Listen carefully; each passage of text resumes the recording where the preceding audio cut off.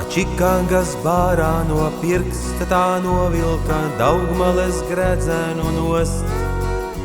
Mans draugs, kurš to redzēja, apsēdās blakus, lai ar viņu iepazītos.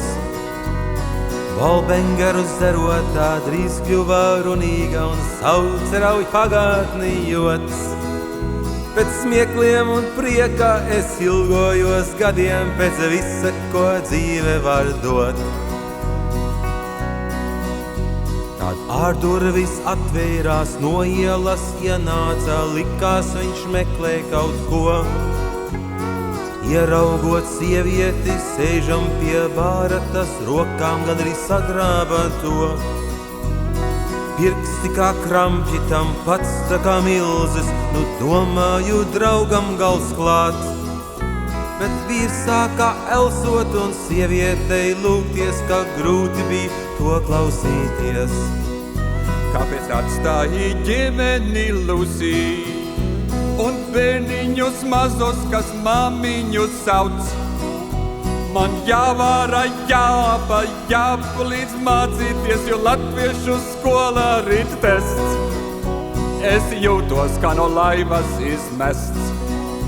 Es jūtos, kā no laivas izmests.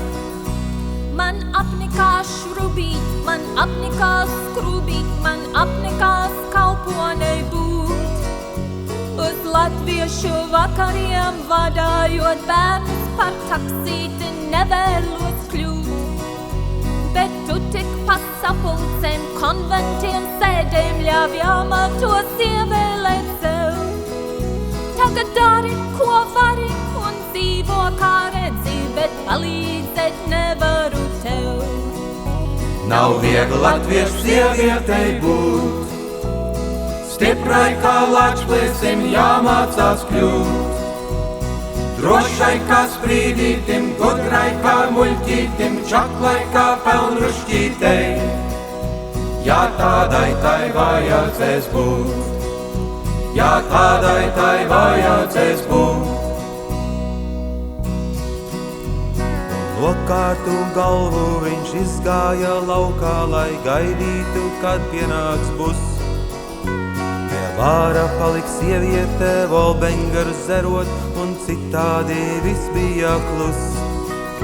Bet rīt vakar zinu, te sēdēs kādas citas un stāstīs, kas dzīvē nav labs.